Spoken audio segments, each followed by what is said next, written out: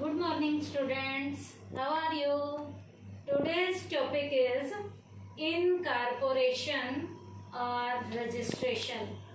बेटा कल के टॉपिक में हमने पढ़ा था इनकॉर्पोरेशन और रजिस्ट्रेशन में सेकंड नंबर का हमने डॉक्यूमेंट किया था, document to be filed with the registrar, कि रजिस्ट्रार के ऑफिस में जाकर कौन सी फॉर्मेलिटी को हमने पूरा करना है, वो सारी फॉर्मेलिटीज हमने जो पूरी की थी उसके बारे में था। और आज हम बेटा करने जा रहे हैं इस इनकॉर्पोरेशन में सेकंड पॉइंट के बाद थर्ड पॉइंट, जिसका नाम है पेमेंट ऑफ प्रेस्क्राइब्ड फीस। बेटा रजिस्ट्रार के पास जाकर जब हम ये सारी फॉर्मेलिटीज पूरी करते हैं, उन फॉर्मेलिटीज को पूरा करने के बाद अब बेटा हमने इनकॉर्पोरेशन की, रजिस्ट्रेशन की फीस भी जो बनती है, जो पेमेंट बनती है, वो भी जमा करानी है। कैसे? Along with the above document a predetermined fees is also send to the registrar. बेटा ऊपर के सारे डॉक्यूमेंट जो हमने जमा कराए हैं, उन डॉक्यूमेंट के साथ बेटा पहले से निर्धारित की गई जो भी फीस है, जो हमारा रजिस्ट्रार के ऑफिस में हमने जाना है और उस फीस को हमें वहां जाकर जमा कराना है। This fees is given to the government of India account with the reserve bank of India account. बेटा इस फीस को जो हमने जमा कराना है हमारे गवर्नमेंट ऑफ इंडिया के अकाउंट में, जो हमारा इंडिया का सेंट्रल बैंक है, रिजर्व बैंक ऑफ इंडिया, इस अकाउंट में हमें वो पैसा फीस का जमा कराना है।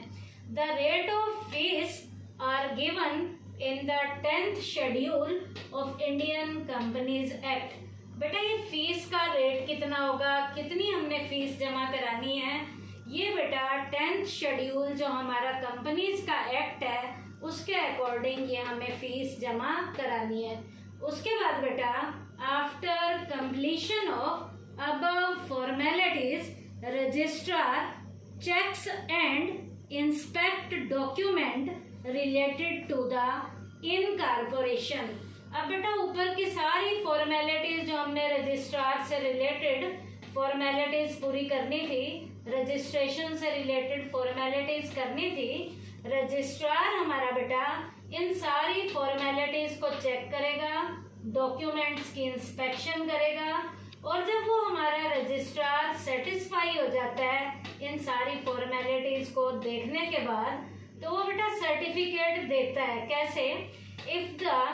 If he satisfied with the documents a certificate of incorporation और सिन का मतलब corporate identity number is issued. बेटा रजिस्ट्रार जब सारी फॉर्मेलिटीज को चेक करने के बाद सेटिस्फाई हो जाता है, तो बेटा उस फर्म को, उस कंपनी को एक रजिस्टर्ड फर्म के रूप में सर्टिफिकेट उसको इशू कर देता है, और उसके साथ बेटा या तो कारपोरेट एक आइडेंटिटी नंबर भी, जिसे हम सिन कहते हैं, ये भी इशू कर दिया जाता है।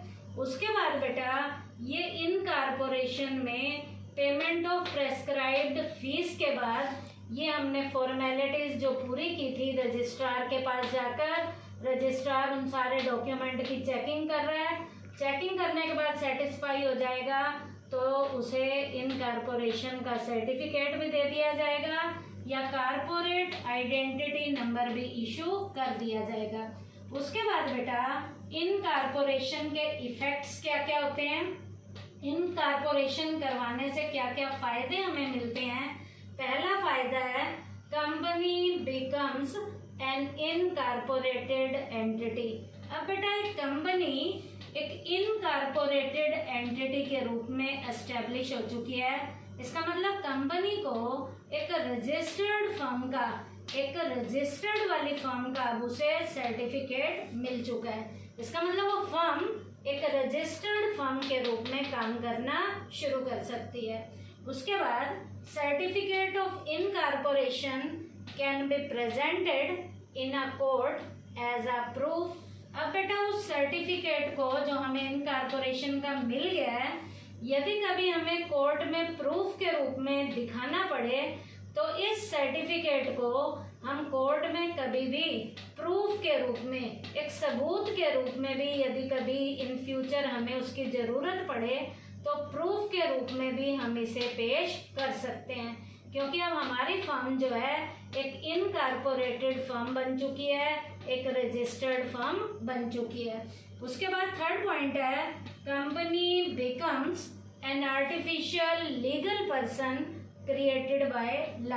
अब बेटा कंपनी की स्थापना एक आर्टिफिशियल लीगल पर्सन के रूप में हो चुकी है। कंपनी बेटा एक जिंदा इंसान नहीं होती, कंपनी एक बनावटी रूप में काम करती है और बनावटी रूप में कंपनी अब अपना काम करना शुरू कर रही है। इसका मतलब अब कंपनी का इनकॉर्पोरेशन हो चुका है और कंपनी एक बनावटी व्यक्ति के रूप में अपनी सारी लीगल लेवल की जो फॉर्मेलिटीज उसने लॉ के अकॉर्डिंग पूरी करनी है, अब उसको वो पूरा करने के लिए तैयार हो चुकी है। उसके बाद identity of company becomes permanent. बेटा कंपनी की आइडेंटिटी अब परमानेंट लेवल पे भी रोल प्ले कर रही है। इसका मतलब कंपनी का अब एग्जिस्टेंस परमानेंट लेवल पे रोल प्ले करना शुरू कर देगा, क्योंकि कंपनी का क्या हो चुका है, इनकॉर्पोरेशन हो चुका है। परमानेंट का मतलब है किसी भी मेंबर की डेथ का, किसी भी मेंबर की बैंकरप्सी का, या किसी भी मेंबर के पागलपन का, या किसी भी मेंबर के जेल जाने पर कंपनी के एग्जिस्टेंस पे कोई भी इम्पैक्ट नहीं आएगा। जब कंपनी का रजिस्ट्रेशन हो चुका है, इनकॉर्पोरेशन हो चुका है, तो कंपनी एक परमानेंट एग्जिस्टेंस के रूप में अपना जो है रोल प्ले कर सकती है। कंपनी कॉन्टिन्यूस लेवल पे चलना शुरू कर देगी कि मेंबर चाहे आए चाहे मेंबर जाए, किसी भी मेंबर के आने और जाने का कंपनी के एग्जिस्टेंस पे किसी भी तरीके का कोई भी इम्पैक्ट नहीं आता। उसके बाद a private company can start it's business just after receiving the certificate of incorporation. एक प्राइवेट कंपनी बेटा जैसे ही उसे इनकॉर्पोरेशन का सर्टिफिकेट मिलता है, एक प्राइवेट कंपनी जो है अपने बिजनेस को उसी टाइम से, जब से उसे सर्टिफिकेट मिला उसी टाइम से बिजनेस करना शुरू कर सकती है। लेकिन बेटा यहाँ एक इम्पोर्टेंट मैं आपको ऑब्जर्वेशन बताऊंगी कि प्राइवेट कंपनी तो यहाँ पर इनकॉर्पोरेशन के सर्टिफिकेट के बाद बिजनेस शुरू कर सकती है, लेकिन बेटा एक पब्लिक कंपनी यहाँ पर इनकॉर्पोरेशन के सर्टिफिकेट के मिलने के बाद भी बिजनेस शुरू नहीं कर सकती। इसका मतलब एक पब्लिक कंपनी को यहाँ पर कुछ फॉर्मेलिटीज को पूरा करना पड़ेगा, और वो फॉर्मेलिटी क्या है, कैपिटल सब्सक्रिप्शन की। इसका मतलब पब्लिक कंपनी को कैपिटल सब्सक्रिप्शन वाली फॉर्मेलिटी को भी पूरा करना है, और इसके बाद वाली जो फॉर्मेलिटी है, जो कमेंसमेंट ऑफ बिजनेस है, वो भी एक पब्लिक कंपनी को पूरी करनी है। लेकिन बेटा एक प्राइवेट कंपनी को इनकॉर्पोरेशन के सर्टिफिकेट के मिलने के बाद से उसे बिजनेस को शुरू करने की इजाज़त मिल जाती है। तो प्राइवेट कंपनी को ना तो कैपिटल सब्सक्रिप्शन से रिलेटेड फॉर्मेलिटी पूरी करनी है, और ना ही उसे बेटा कमेंसमेंट ऑफ बिजनेस से रिलेटेड फॉर्मेलिटी पूरी करनी है।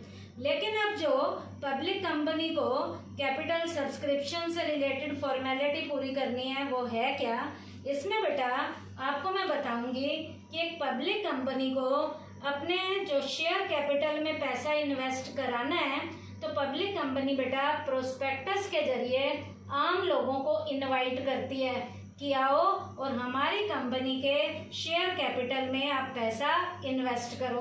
तो प्रोस्पेक्टस के जरिए आम लोगों को इनवाइट किया जाता है ताकि वो कंपनी जो है शेयर कैपिटल में लोगों का पैसा इशू करवा सके। इसका मतलब बेटा एक पब्लिक कंपनी को प्रोस्पेक्टस भी यहाँ पर इशू करना पड़ता है।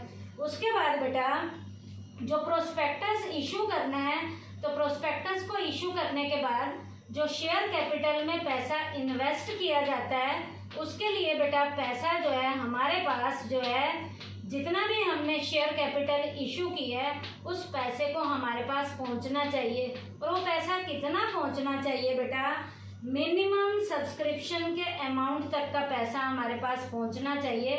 ये मिनिमम सब्सक्रिप्शन अमाउंट है क्या?